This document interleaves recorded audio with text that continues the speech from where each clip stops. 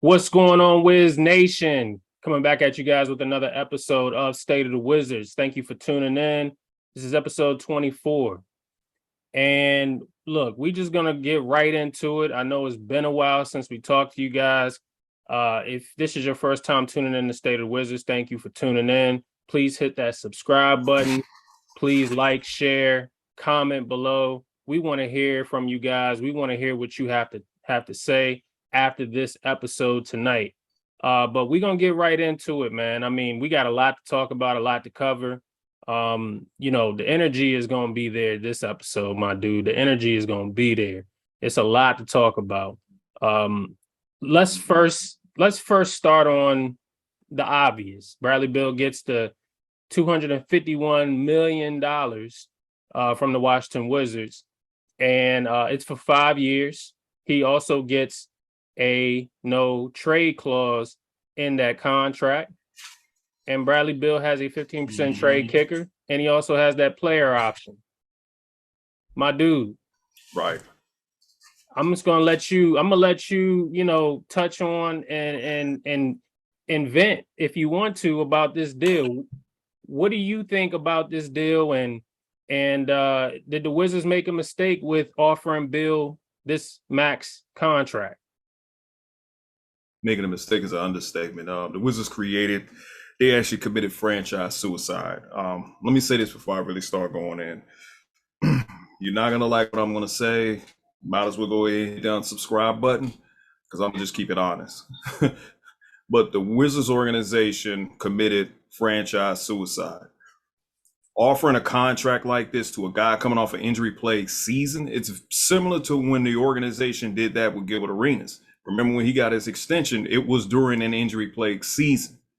So people are running around saying, oh, well, it's about loyalty because Damian Lillard did the same thing. But at the end of the day, if people actually go listen to the podcast that was Kevin Sheen and Tom Lavero, they're on 980. And if they actually go to, I think, the 1 minute and 8-second mark and listen to that conference, well, not 1 minute, but the hour and 8-second minute mark and listen to what those guys was talking about. Bradley Beal was actually supposed to be a 76er back in February. You and I talked about this. Mm-hmm.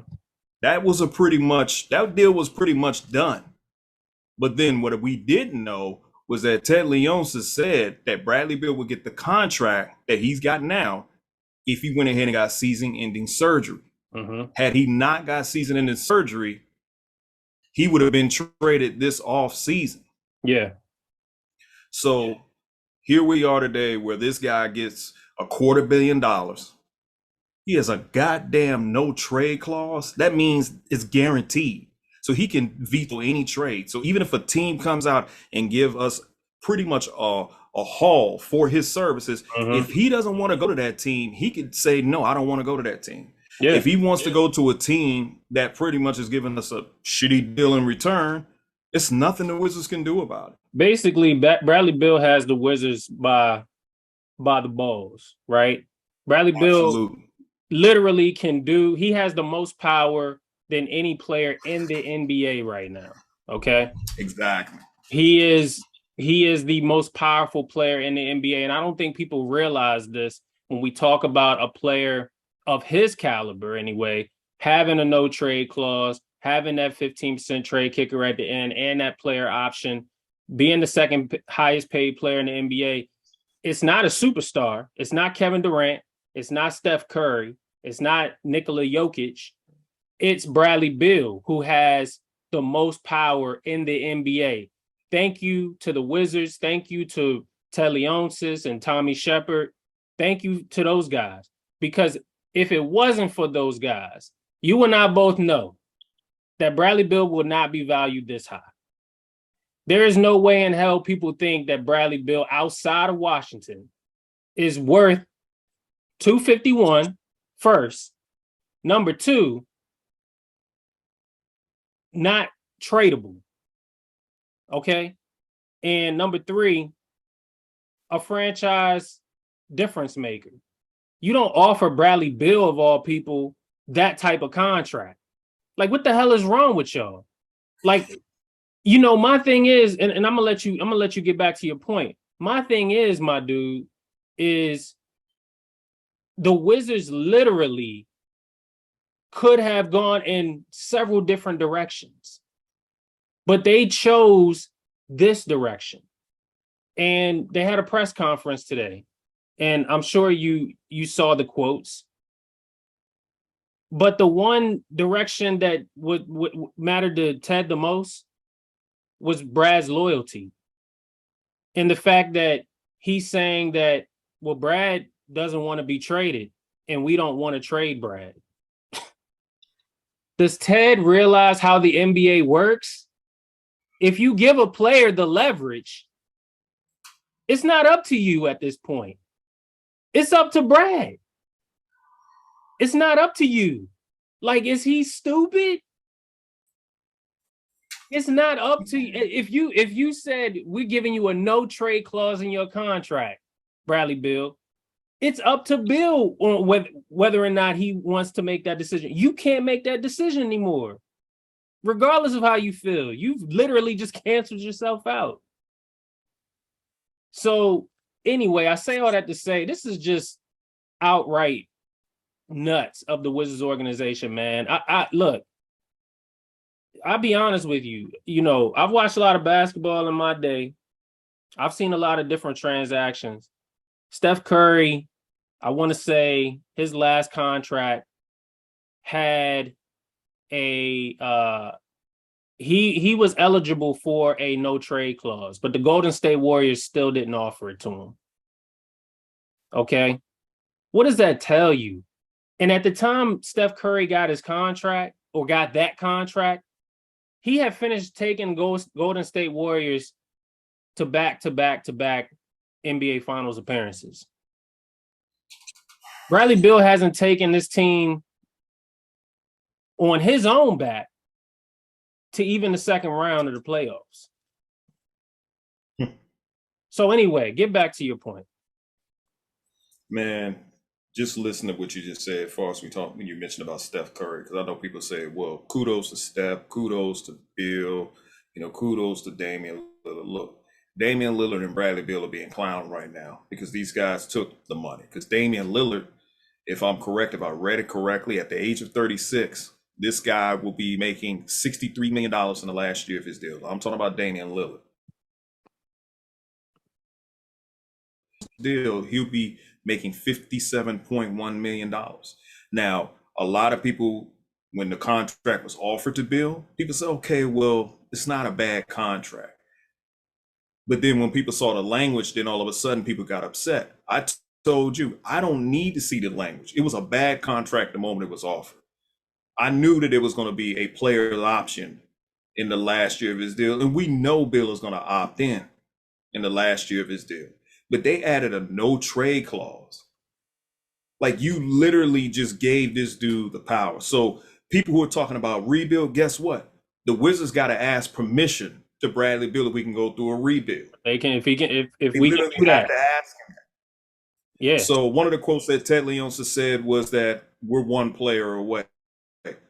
Newsflash, Wizards fans, we're going to actually sign Taj Gibson Sunday when he clears waivers from the New York Knicks.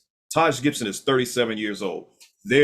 Right there is your one player away. Another player that's going to stand in the way of the young guys. Another veteran. We're now going to the senior citizen home in the NBA and we're finding players. This is what happens when you max one guy out to $250 million. You get mid players. I was told today it's about continuity. I heard the word continuity during the Ernie Grunfeld years. Tommy Shepard was the head of scouting department at that time.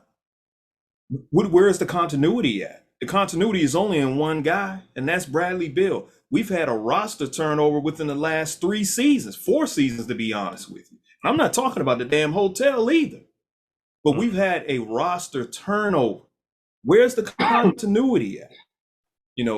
Ted is just delusional. Some of the fans out there that's trying to find a silver lining in this, they're delusional. I don't give a damn that Bill says he wants to win and want to bring a championship here. He's supposed to say that. He's a damn liar. He spent the whole season running around talking about, I want to win. I want to make sure I give myself the best opportunity. And then when I hear that podcast, and from my understanding, what I listened to today, I think it was about a few days old. But listening to that, That was not, it was nothing at all about loyalty. Bill pretty much had to make a decision. And the decision was you either get the surgery and I'll get you your money, or if you refuse to get the surgery and wait until the off season, you're out of here. So and Bill could have still got the same amount of money if he went somewhere else. All he had to do was opt in, which, by the way, somebody on Twitter started talking about that, even though you and I was talking about that months ago. Yeah. But he could have got that money. But Bill, and the reason why Bill didn't do that, because Bill wanted to have his power. And the Wizards gave it to him. So with the Wizards, and I hadn't said this on Twitter, but I'm going to say this on State of the Wizards. The Wizards actually sold their soul for the sake of one player. I don't give a damn if none of you guys like it. Again, there's the unfollow, unsubscribe button right at the bottom. Go ahead and unsubscribe. Yes, they sold their soul for the sake of one player. Yes, I said it. No, I mean, look, it's absolutely the truth. You know, people aren't going to like the truth. It is what it is. You know, if you're going to sit there and think that it's because of the fact that we have a problem with Bradley Beal, that's wrong, because we've supported Bill for a long time. All right, just to get that out, just to make that clear, we've supported Bill for a long time. The problem is that when you look at the guys who have finished their careers with one team, Kobe's, Dirk's, Tim Duncan's, you know, Michael Jordan's, before he obviously came, you know, retired and came back as a Wizard. But when you look at those guys, those are first ballot Hall of Famers. These are Hall of Famers who finished who gets this type of treatment. These are Hall of Famers. Okay, Bradley Beal is not a Hall of Famer right now. He's less than 1% of being even considered to be a Hall of Famer. Less than 1%. If you guys didn't know that. So my thing is why are the Wizards treating this man like he's a Hall of Famer? He's not. He's nowhere close. He's literally 0.199. He's not even 1.0%. He's 0.199% Hall of Famer right now. And you offered him the biggest and baddest contract in NBA history. Nikola Jokic is a two-time MVP. He was offered a very similar contract, and he didn't get a no-trade clause. What does that tell you? What does that tell you? We are stuck with Bradley Beal. This is a marriage in hell. Okay, Ted Leonsis is responsible for this, but so is Tommy Shepard. I'm not going to let you guys slide with that. Don't even think for 1 second that I'm going to let you slide with thinking that Tommy Shepard ain't got nothing to do with this, because he has everything to do with this.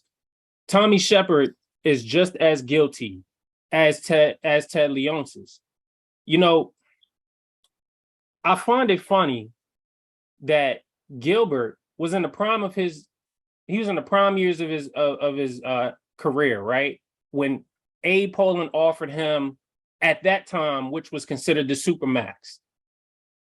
All right. What was he, 28, 29 years old? He was actually about 20. Actually, he was younger. I think he was 25. Oh, he was 25. I thought he was a little older. I thought he was like 28, 29.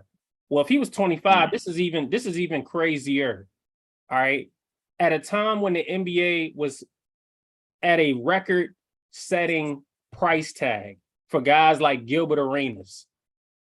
This was the first time that players was getting over $100 million. I think Rashard Lewis got a similar type of contract at the time. All right. Gilbert Arenas took less money from Abe. Okay. Because he said, you know, why don't you use that money to go give to someone like Antoine Jameson? All right. He took less. The thing is nobody would have been mad at Bill had he took less. People are saying, well, what are you mad at the player for? I can tell you why we're mad at the player. Because the player says he wants to win, but he takes up 35% of your cap. So how do you want to win and you want to get paid at the same time? 9 times out of 10, Tim Duncan, if I'm not mistaken, after a while, Dirk, you start seeing these players, especially later in their career, start taking less money. And mind you, they do it because they want to see the team get better. Yes, James Harden right now took less. And yes, he's 33 years old. However, if you're going to use that, if you're going to use the whole age thing for why James Harden is taking less, oh, well, James Harden is 33 years old. So he's already gotten the bag. He's already 8. So it makes sense for him to do it. Look no further than Gilbert Arenas, who took less money in his prime. So I don't want to hear this whole, Bradley Beal, this is his first Supermax. So he should be, he should welcome the 251. Yeah. Look no further than Gilbert Arenas, man. And I guess, and then I'll go over this article real quick. I guess my thing is we're stuck. And that's the bottom line. We're stuck. There is no guarantee. Right now, the roster has filled out, and we'll go over that in a second. Us being stuck with this guy, it's setting us back. We were already set back. Now it's setting us back another 5 years. And what I can tell you is it is harder to talk about, Wizards middling when you know what you're getting out of this team. It's almost like you're just going to keep recycling your talking points, because every single year we're not going to be any better than we were the year prior. But let's go over this article real quick. So Bradley Beal and the Wizards renewed their commitment to each other when he agreed to 5 years worth up to 251. Whether that commitment will make the next 5 years any more successful than the last 10 is the big question. I literally just said that. The next 5 years, 9 times out of 10, is not going to be any different than the last 10. He says, I quote, "I want to win a championship and I want to do it here." Bill said Friday in a news conference, discussed his max value contract. "I believe that we can win in DC." Do you buy that? No, I don't buy it at all. Okay. I'm not even in the store right now. All right. There hasn't been much evidence that the Wizards can back up that belief since drafting Bill to play alongside John Wall. Repeat that sentence again. Repeat that sentence you just said. Yep. There hasn't been much evidence that the Wizards can back up that belief since drafting Bill in 2012 to play alongside John Wall. The Wizards have made 5 playoff appearances, never advancing beyond the second round. And the last time they got even that far was 5 years ago. The last full season Wall played in Washington. This article to me is funny because it's giving the fan base the truth. It's giving the fan base the truth. Who even wrote this article? Oh, it's NBA.com. It's NBA.com. All right. Here's the truth of the matter. All right. The Wizards haven't won anything over the last 5 years. I think people try to make it like 2 years. They try to make it 3 years, right? They say, oh, well, Bill hasn't been leading the team that long. Well, look no further than this article. And the last time they got even that far was 5 years ago, the last full season Wall played in Washington. So therefore, 5 seasons ago, technically, whether Wall was healthy or not, this has been Bill's team. I believe this is Tommy Shepard. Yes, it is. "We have the opportunity to show the NBA what happens, the commitment that we'll make to our players, to their career," general manager Tommy Shepard said. "You're talking about one of the most coveted free agents on the market, re-signing with the Washington Wizards, committing to what he believes that we can win here. We're doing everything we can to make that mix right. We're a free agent away," says Ted Leonsis. "We're always looking at how we can improve, and Tommy has been given the green light, and I've said no to nothing. I want to win." So I think people were tying this into the question whether or not Ted would be willing to go into the luxury. Your thoughts? No. He's not willing to go into the luxury. There's not really been any data that he's willing to go into the luxury. I mean, all you got to do is look at the fact that we're signing Taj Gibson. Going into the luxury is, I mean, going forward, the only way the Wizards are going to go into the luxury, they're going to have to go through Bradley Beal. Any move. So for you guys out there that's screaming and hollering about KD coming to DC, well, the Wizards are going to have to run that past Bradley Beal. And we know, based off of what happened with Spencer Dinwiddie, Bill ain't going to want nobody that's better than him. Because if KD is here, are we really going to go to the games to see Bradley Beal? No. We're going to be going to the games to see KD. Bill says he wants to win here. He wants to be the reason why they win the championship. That can't happen if you have KD. So you can't have it both ways. You can't sit there and say, well, we want Bill here, but then we also want KD. So somebody got to defer. So you're saying that Bill wouldn't okay a deal that brings KD here because he would be no longer the number one option? Of course not. Why would he be the number one option? Why would he? Right. If you bring yourself a superstar talent here, everybody knows outside of DC that if Bradley Beal is on a championship contending team, he's a second or maybe third option on that team. That's a fact. He wants to be the number one option. He said he wants to be the Dirk Nowitzki of Washington. So when Dirk Nowitzki won a championship for the Dallas Mavericks, he was the number one option. Mm-hmm. He was the franchise player. That's what Bill is saying. So how is that possible if you bring over a KD? Are you thinking that KD is going to defer to Bradley Beal? Who do you trust more when it comes to hitting the game-winning shot? Are you going to want KD to hit that game-winning shot, or are you going to want Bill to hit the game-winning shot? Everybody going to say KD. You got your damn mind if you say the opposite. So in reality, let me say this too. And again, there's the unsubscribe button at the bottom, because what I'm getting ready to say, you might want to push it. Let me say this, man. Nobody is afraid of the roster that we're throwing out there. I see people talking about what Porzingis and Kuz, Bill, and the lone right. Man, this is not a bad squad. This is a middling squad, man. Nobody's fearing the squad. Everybody's talking about these young guys in the summer league. They're looking at the Jaden Ivies of the world. What if the Pistons actually compete for the play-ins? That's a team that's young and athletic. We don't have young athletes. Do you think Taj Gibson is going to be able to hang with some of these young guys? Hell no. Who are we kidding, man? So in reality, as I said earlier, the organization committed franchise suicide. Everybody that wants a rebuild, we're not going to get a rebuild. This team, if they really want to rebuild, you know when they're going to be able to rebuild? In 2028.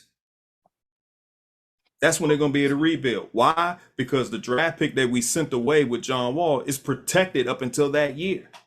Bradley Beal's contract don't expire until what, when does his contract expire? This new one he got, ain't it 2026? End of 2026-27 season. Oh, I mean, come on, bro. So what are we talking about here? So here's where I think most people would disagree with you, because they're gonna simply say, well, KD would be the big star attraction that Bradley Beal would want. So if the Wizards, for whatever reason, can pull off a move that brings KD here, obviously, we're selling the farm at that point to bring somebody like that here. It would simply just be Bill and KD versus everybody.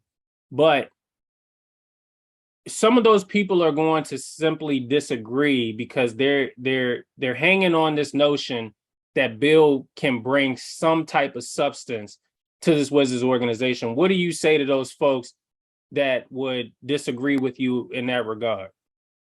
It's pretty simple. KD has already said out of his own mouth in 2016 that he doesn't want to come here. Right. Another thing too, if people been paying attention, the Brooklyn Nets asked for an all-star player in return for KD.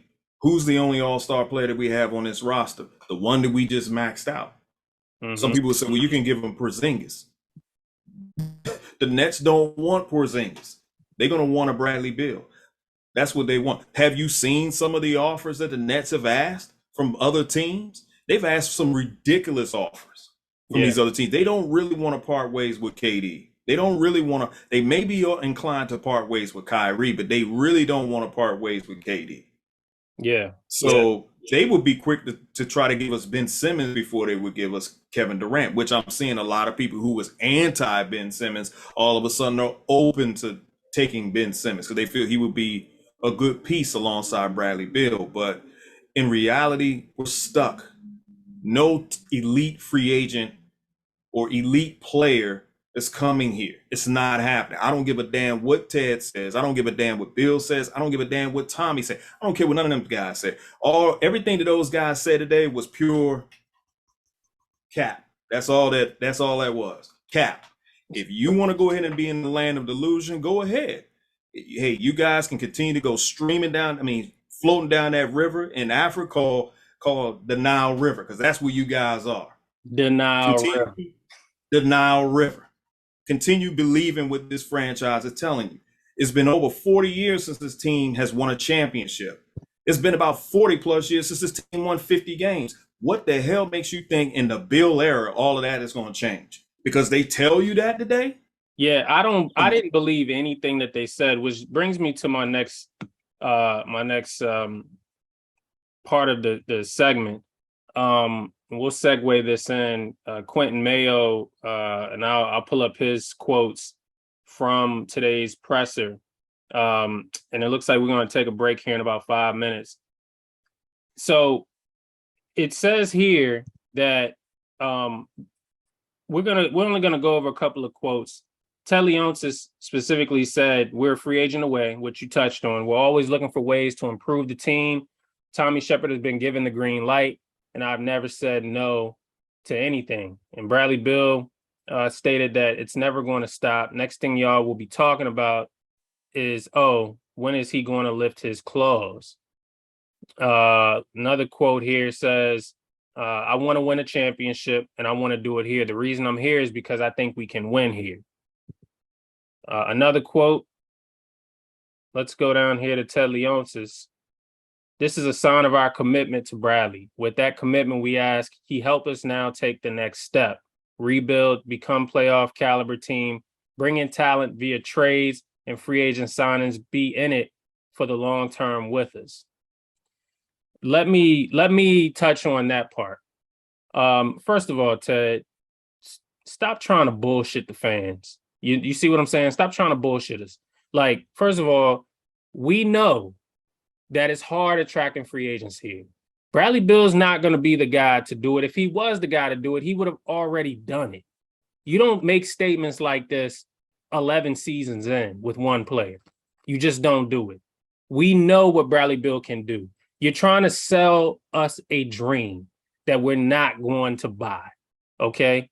He says that this is a sign of our commitment to Bradley. Yes, you are very committed, maybe overcommitted. There's a such thing as being overly committed to somebody. With that commitment, we ask he help us now to take the next step. What next step? Please enlighten us on what the next step is, because I thought every year you were content with not rebuilding. Okay, which brings me to the next word, rebuild. Funny how he uses that in that phrase.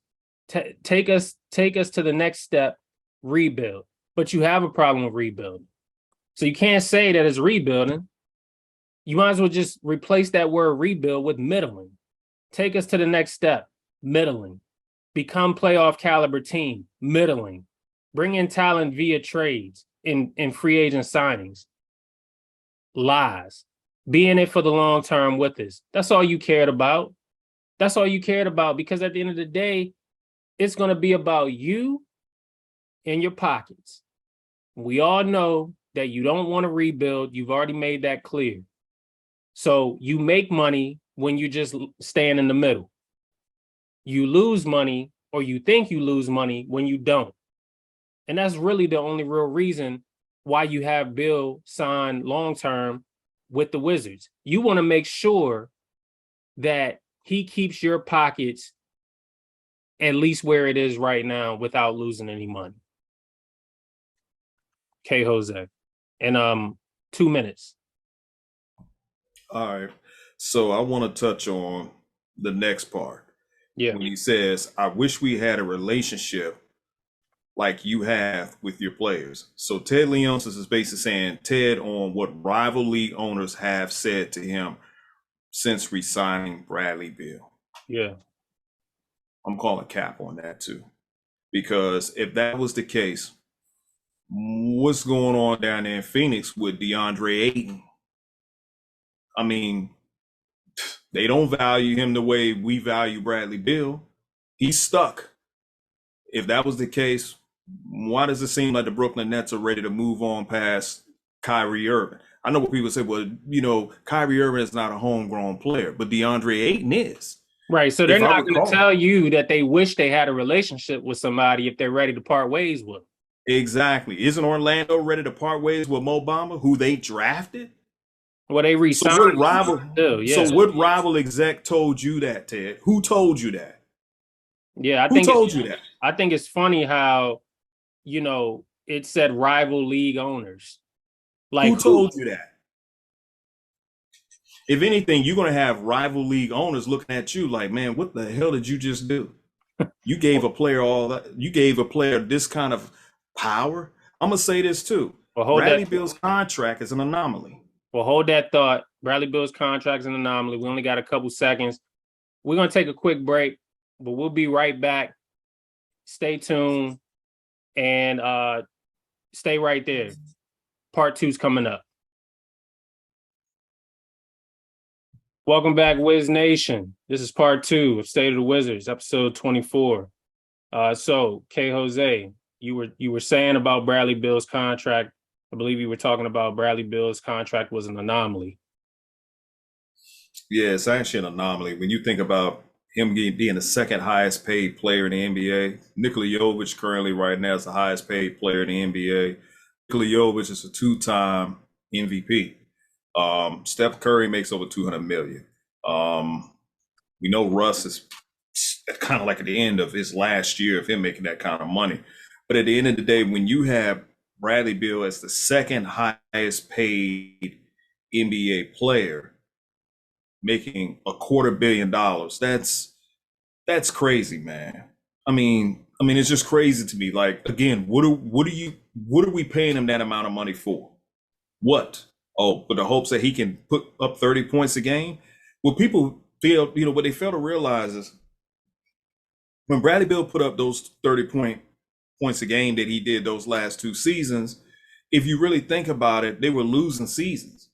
We only went to the playoffs that year with Russ because of the play-in format. If the play-in format wasn't even available, we wouldn't even be in the playoffs. Mm-hmm. We were 17-32 before we got Daniel Gafford on the team. Daniel Gafford, and then of course the supporting cast, which a lot of people likes to trash, were also part of the reason why we were playing at an all-time high level that led us to get into the play-ins. We turn Bill and Russell.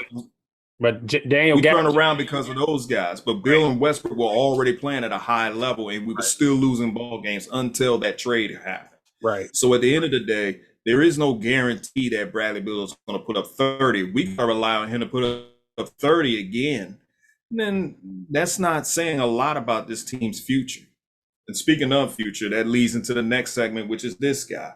So I think what I want you to do, Dcan, expound on the conversation that you had with somebody offline about how the way the Wizards draft, because that seems to be something that everybody keeps talking about, how we don't hit on draft picks. Explain what you was told from a non-Wizards fan. Yeah, so I was told by a Celtics fan that, he believes that the way the Wizards draft, they draft knowing that the player is not going to be better than the franchise player. So the last 3 draft picks, Rui, Denny, Corey Kispert, the Wizards' mindset to this particular Celtics fan, he believes the Wizards' mindset was those guys are safe picks and they're not going to ever pan out to be all-stars on this team. They purposely picked that way. Meaning that they didn't want to rock the boat, so to speak, within the organization. They didn't really want to rock the boat, ruffle any feathers. They wanted to make sure this day was safe for Bradley Beal to sign that contract extension, for Bradley Beal to remain a Wizard. He still has all the power. So the Wizards, they drafted safe. This was his theory, and that stuck out to me.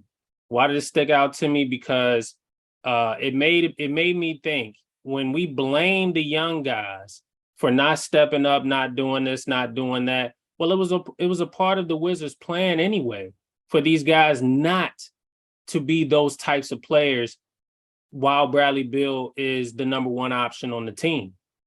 Because look, simply put, if you draft Bradley Beal's replacement, 3 seasons ago, and you move Bradley Beal, you would have already filled that gap, in my opinion. You would have already moved on past him. The rookie at that point would have been 3 years in. We can go back and look and see who was drafted in that draft, but the point is that, the Wizards haven't been aggressive in any of these drafts over the last 4 years because they had the opportunity to be aggressive this draft. And they settled for Johnny Davis at 10. If you think about it, Johnny Davis landed at 10, but the 9 teams in front of the Wizards, they had the opportunity to pick Johnny Davis. But other teams like the Pacers, they picked Benedict Mathurin. Obviously, Sacramento was looking to move the 4th pick. And they ended up drafting Keegan Murray. And Jaden Ivey went to Detroit. The Wizards they could have been very aggressive. They said they were interested in getting Ivey, but they didn't. You see, so here's my thing. Johnny Davis is another safe pick. A lot of people weren't saying that prior to him getting drafted, but clearly you can see that he's fallen 3rd on the depth chart already behind Bradley Beal and behind Corey Kispert. Right now, the way the roster looks, you have Monte Morris at the guard, starting at guard, DeLon Wright backing up Monte Morris, Bradley Beal starting, Corey Kispert backing up Bradley Beal, and Johnny Davis is behind Corey Kispert on the depth chart. Will Barton at the 3, Denny Avdia behind Will Barton, 9 times out of 10. Kuzma starting at the 4, Rui coming off the bench behind Kuz. You got Anthony Gill and you got Isaiah Todd. Isaiah Todd is 4th on the depth chart. You got Porzingis at the center. You got Daniel Gafford backing up Porzingis, Taj Gibson, and Vernon Carey. There's your team.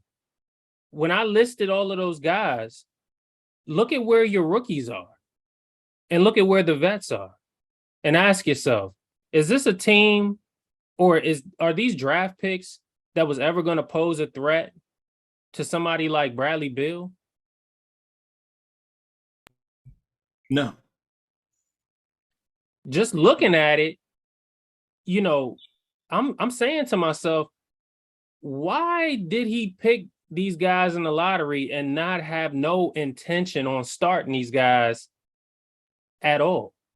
That's what makes me question the motive behind these picks, because it has to be true if you got these guys coming off the bench behind Will Barton.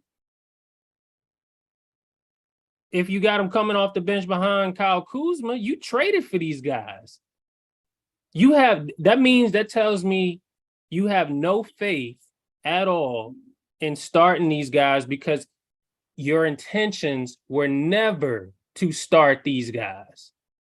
Right. So let's move on. Let's go to, it says 3 major reasons Wizards fans should be hyped for the 2022 NBA Las Vegas Summer League. Johnny Davis is the cover here. This is by Clutch Points. So, it does touch on the Washington Wizards having a disappointing season. It says Bill battle injury, which he's still going to be battling injury next season because he's healing from that wrist injury. And it says that we added, of course, Kristaps Porzingis in a trade. And it talks about Bill's long-term max contract that has the no trade clause. We've already covered that. Making him the 10th NBA player ever to get it. Who's the other 9, my dude? What are the other 9?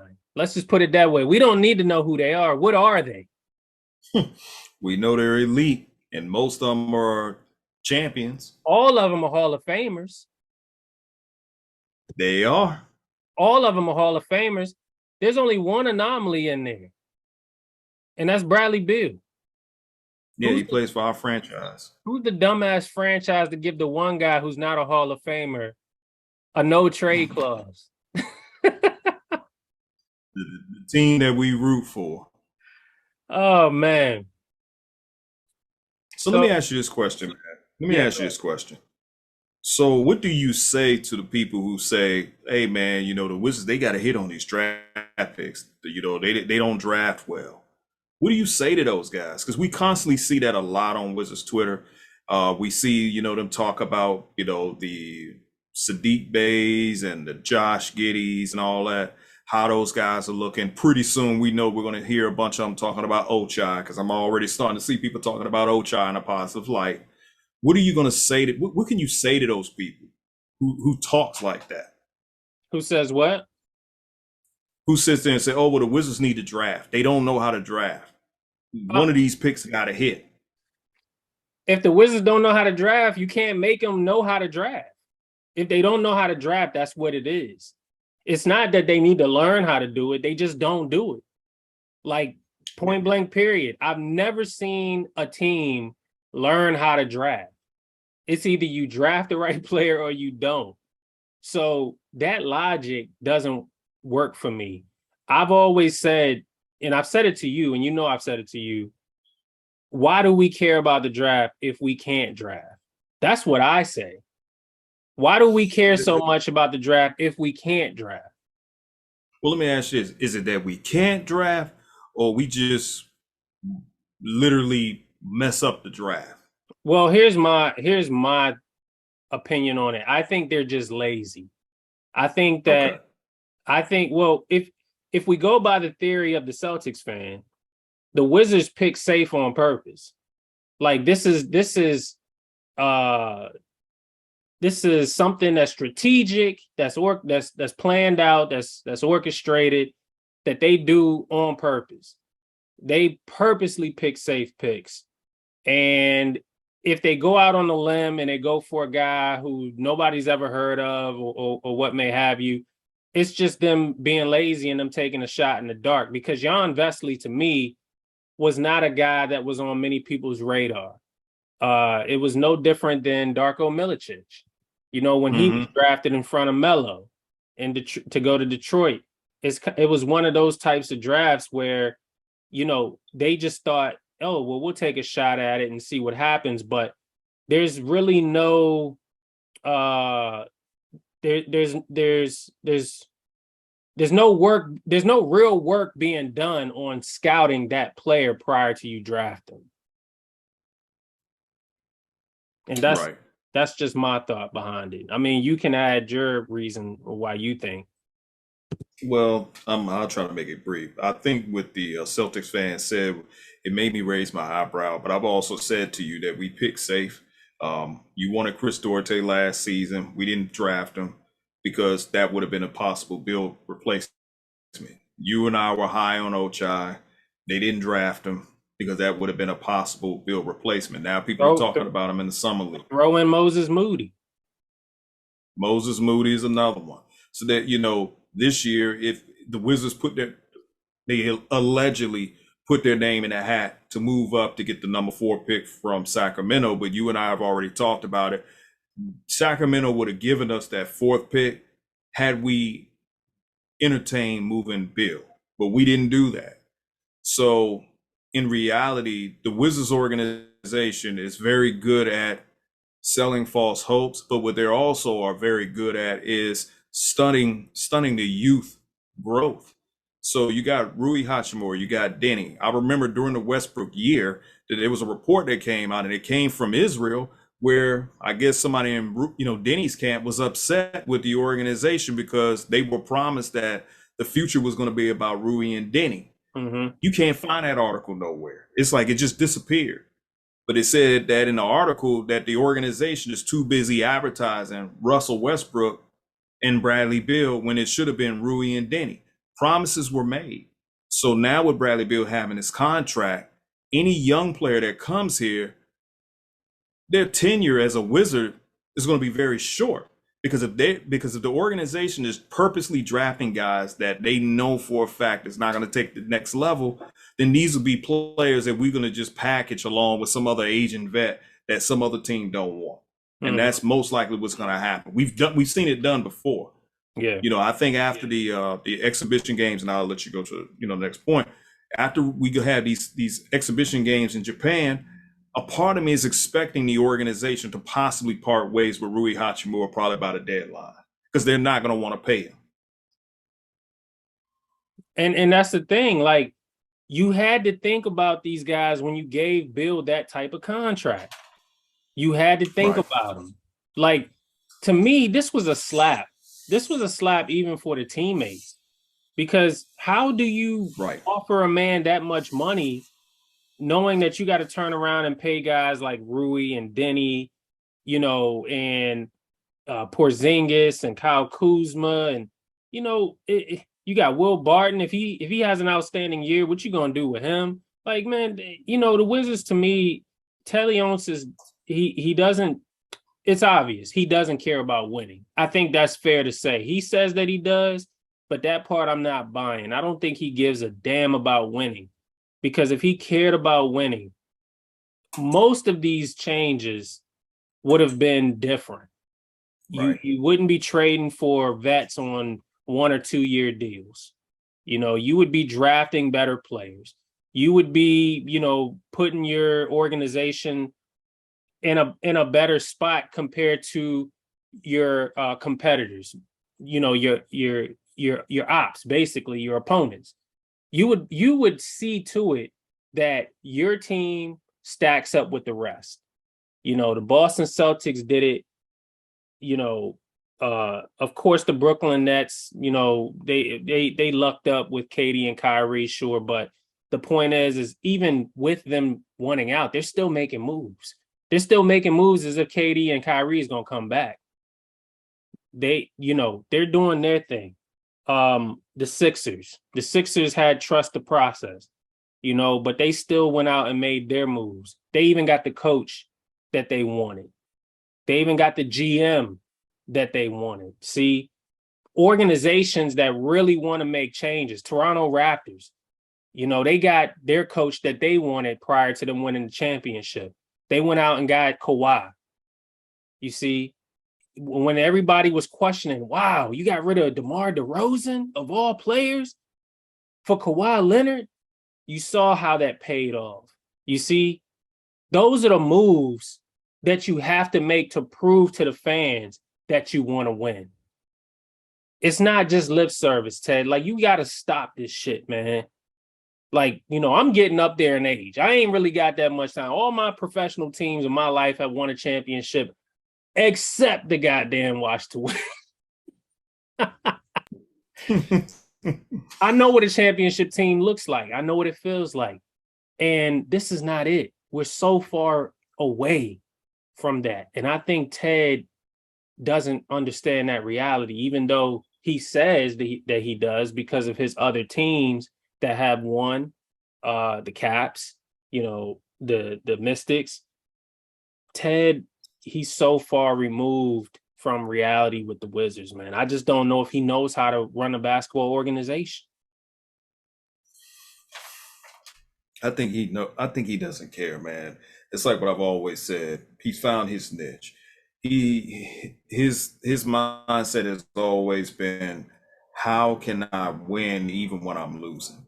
And this is where I liken it to what Commander fans complain about with Dan Snyder, as far as how the way he builds his teams. He manages to win even when the team is losing. So Ted, we know he has the sports book. That's a big thing. He has the Mystics. He has two Arena Football League teams. His son has that gaming team or what have you. District Gaming. But the main, yeah, the district gaming. But the main thing that's really bringing that revenue in for Ted is that sports book. So with that coming in, and we got to factor in that Ted said he can't stomach a rebuild. Bradley Beal, even though he's not going to bring a championship here, but Bradley Beal gives Ted Leonsis the best opportunity to do what? Make the playoffs. If the team can make the playoffs, that's 2 home games, possibly 2 home games that Ted can make money off of in the playoffs. That's all he needs. Just to be sprinkling here and there. And it's what you said to me offline. Bill looks at it like, hey, if I'm gonna, lose ball games, hell, I might as well get paid while doing it.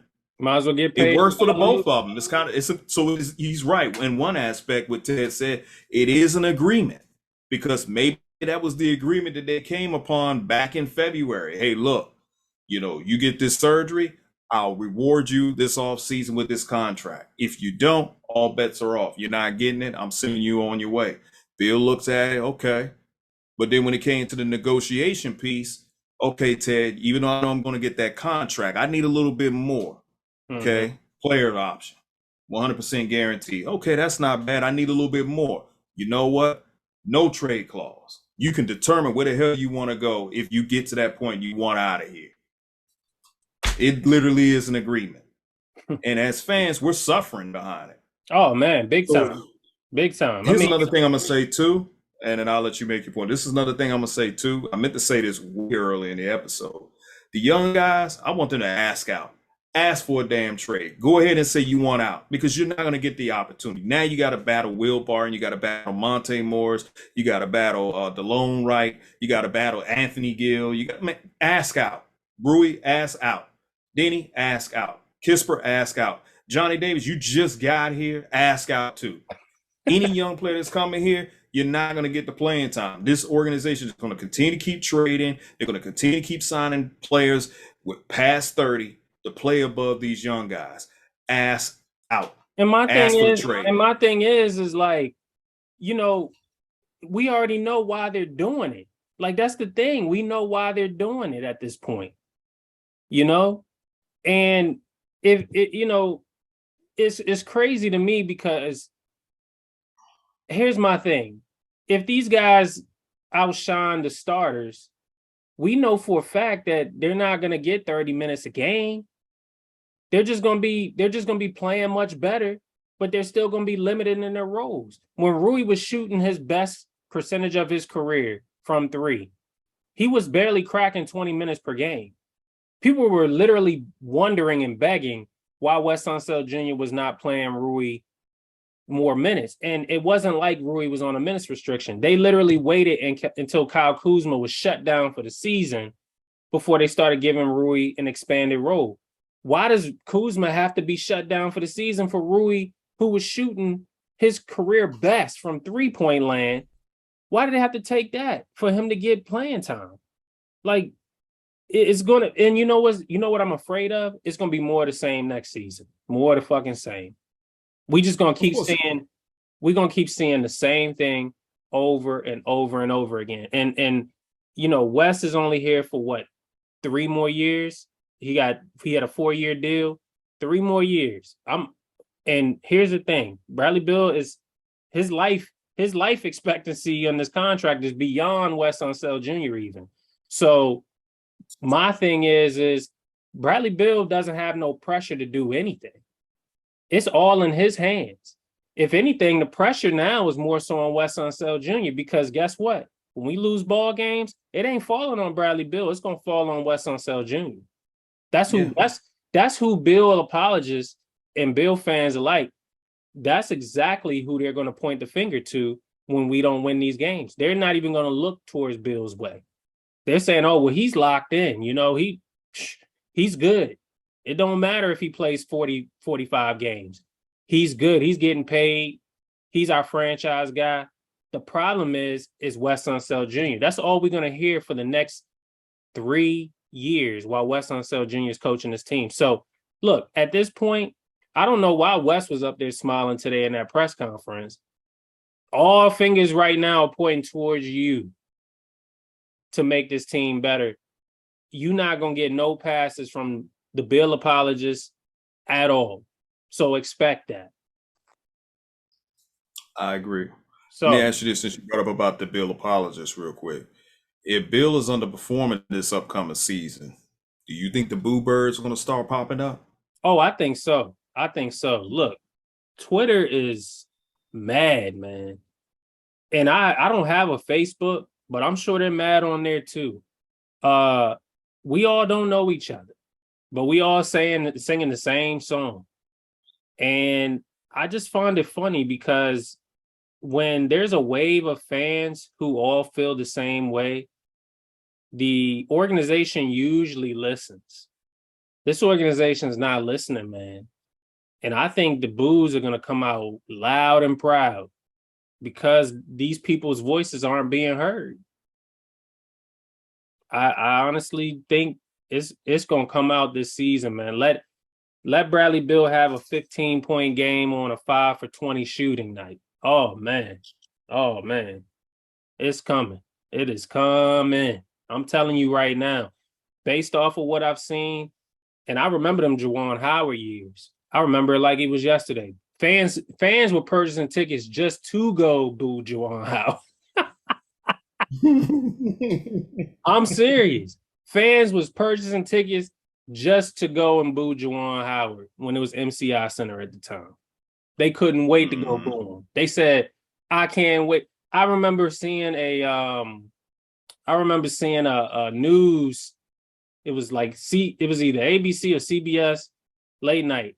They was interviewing Wizards fans after the game, and I remember one guy, he said, yeah, the Wizards lost, but I'm happy as hell. Why? Because I got to boo the most overrated player in the NBA, and Juwan Howard. I said, wow. I'll never forget that. He was happy to boo Juwan. He wasn't even mad that we lost the game. He was happy to boo Juwan Howard, man. And Juwan Howard had a nerve to come out and say to the Washington Post, "I don't know why they're booing me. Maybe it has something to do with the contract." What? You think it got something to do with the contract, bro? So anyway. Yeah, you're right. I definitely do believe the boo words will be out. You're absolutely right on that. Let's real quick, let's go ahead and talk about Johnny Davis. So the 20-year-old, this is number one, by the way. It gave us some things to look forward to in the summer league. Isaiah Todd's gonna be playing as well. But Johnny Davis, 20-year-old, was one of the most impressive players in college last season. He makes an impact on both ends of the court, especially exciting defensive motor. He averaged 19, 8, 2, and 1 still in his sophomore season in college. Davis did just about everything for Wisconsin last season. Likely will be asked to do the same for the Wizards in summer league play. I'm gonna stop it right there because I think we can go on and on. But here's my question to you.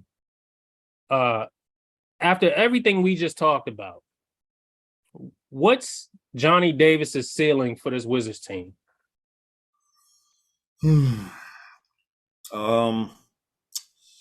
I think his ceiling would be. I'm trying to think of a very good ceiling. I think his ceiling is just to be a productive type of player. Am I expecting him to put up what he did at Wisconsin? No. How can he? You got Bradley Beal here, so I don't expect that at all. But I'm gonna tell you what I don't want to see. When I look at Johnny Davis, I look at what he's accomplished. I get the Juan Dixon vibes, man. Juan Dixon was dominating. He was dominating when he played for Maryland, but it just didn't translate into the NBA. Before anybody want to sit there and say, "Oh, well, Dixon and Johnny Davis are two different types." Nah, I'm not. We're not going to do that. That'll be disrespecting Juan Dixon's college career. Let's not act like he was a bum in college because he wasn't. But there are some guys that are just very good college basketball players, and they are just not very good NBA players. We've seen them all the time. Christian Laettner was one of them. A guy that you feel that he could possibly be, Johnny Davis could possibly be, is Calbert Cheaney. He was another. So we see this all the time. So I'm hoping that he's not that. But when you think about the history of the number 10 pick, how many players who was picked number 10 really turn out to be something special in the NBA? Not many. I'm going to tell you, Calbert Cheaney's college numbers are very impressive. I mean, they are super impressive. when we got about 10 minutes left. When I looked at his numbers and I compared it to Johnny Davis, I mean, Calvert Chaney averaged like 25 points per game in college, man. He gets to the pros and he only averages like 12, 13 points per game. I mean, the drop off was so significant. And correct me if I'm wrong, but Calvert Chaney got an opportunity to start right away, didn't he? Yeah, he did. I mean, he didn't come off the bench. He started right away from what I can remember. Yeah, he did. Okay. And so, of course, he had to go up against the likes of Michael Jordan, which was an embarrassment in itself for Calvert Chaney. But I just, you're right. I don't see, I see Johnny Davis as somebody who may fall into, I mean, he's a 6'5" guard, and when I compare him to other guards in the East, like, he'll go up against Jaylen Brown. I don't see him outshining Brown.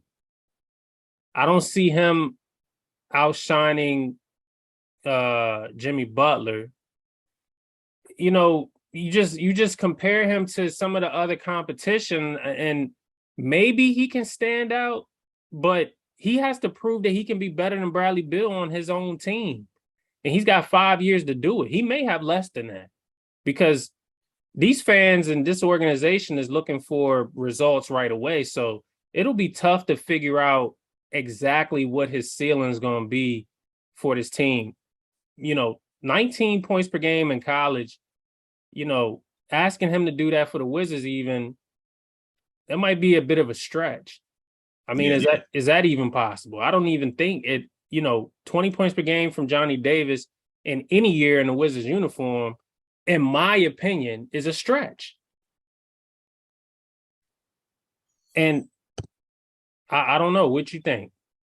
Yeah, I think it's a stretch. I mean, I know before he was drafted, some people were liking him to Devin Booker.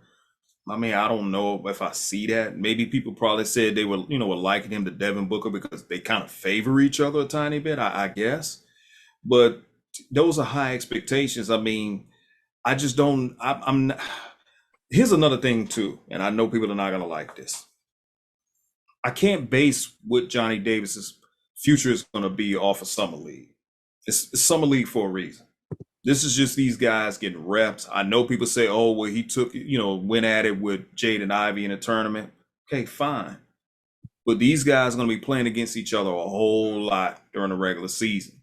He's also going to go up against other guys like the Jaden Hardys of the world, the Ochais of the world, like guys that are in his draft. But Johnny Davis is not going to have, and I'm going to use your cousin's favorite word, he's not going to have the bandwidth on this franchise because we're still have Bradley Beal. It's just not, I just don't see it. And Corey Kispert is definitely going to get burned ahead of Johnny Davis. So Johnny Davis is third on the totem pole, and we already know what's going to happen when the team is losing. People are going to say, okay, well, we need to see something from Johnny Davis because they're saying it about Rui. They're saying it about Denny. Johnny Davis is not going to be excluded. We need to see something from him. And if they don't see anything, then what are they going to start saying next? Okay, well, we need to package him to bring something else here that can give us some production.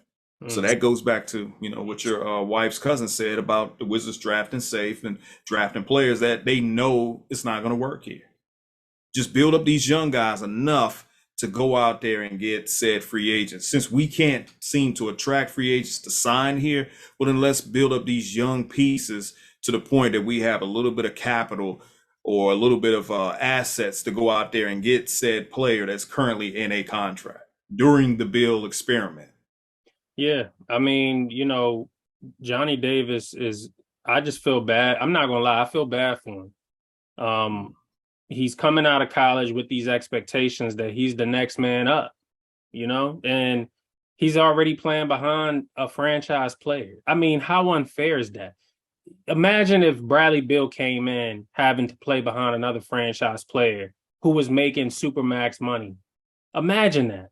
Bradley Beal would be nowhere near who he is today if that was the case. It's just not fair to any of these young guys to be playing behind vets. It's not. Like, we didn't do that to John Wall and Bradley Beal. We didn't do that to Otto Porter. This is just a philosophy that just, to me, it just reeks of just middling and just terrible management. It's just piss poor management, Yeah, it is. by a pussy manager. I mean, let's just Yeah, call it what it is. He's yeah, you're scared. right. He's scared to start his rookies. He's scared to start them. He's terrified. Like a horror movie.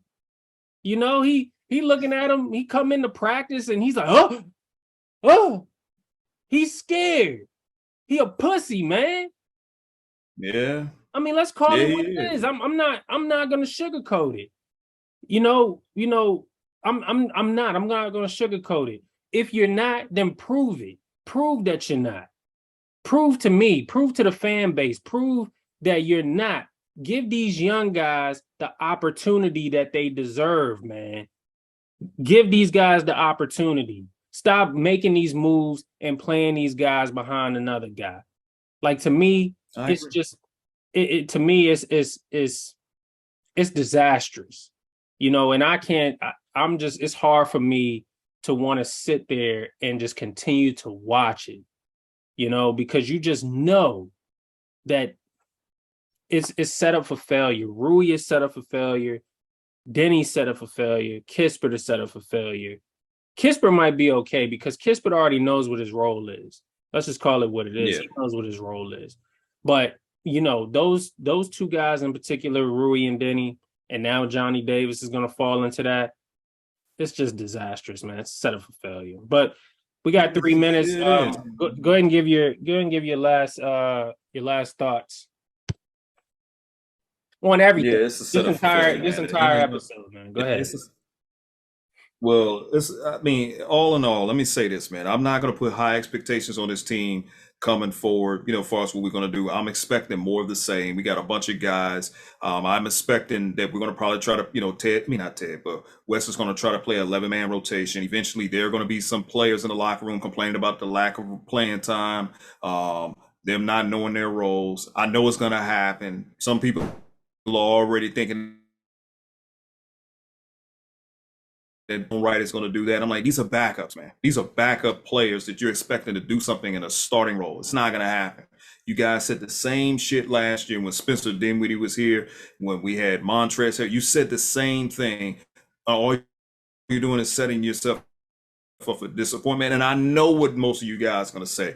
Come around by December, you're going to start trashing these dudes. And then when we call you out on it, then you're going to try to change your talking points and say, well, I didn't say it like that. I said it like this. No, I know exactly how the way you said it. You let the organization sell you on wood nickel, sell you on false dreams. It's not going to happen, man. I'm not falling for it. So I don't have high expectations for this team. We're going to most likely be fighting for the play-in. We got a lot of young teams that are only getting better. They're going to be whooping our ass, and everybody going to be complaining, talking about why we didn't draft this player, why we didn't draft, because we decided to stick with the spoiled milk that we just don't want to throw away that's been expired. And the owner literally sold his soul for this particular player. And the player themselves sold their soul for power. So they both deserve each other. So I'm not trying to hear that shit. Oh, well, we're going to do this. We're not winning no championships. I'm going to say it again one last time.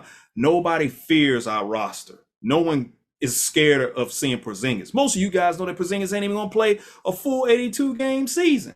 So who are you fooling yourselves? Bradley Beal hasn't played a full 82-game season in the last 3 seasons. Who are you fooling? Yeah. Kyle Kuzma. I'm going to end it right here, guys, so we got a minute. Kyle Kuzma, he can dye his hair blonde, he can dye it blue, it don't matter. We ain't winning no motherfucking games. Yeah. So stop kidding yourselves. Yeah. And on that note, that concludes this episode of State of the Wizards. I want to thank you guys for tuning in, and thank you for listening to us rant. It was a great episode, in my opinion. Like, share, subscribe. We'll see you on the next episode. Peace.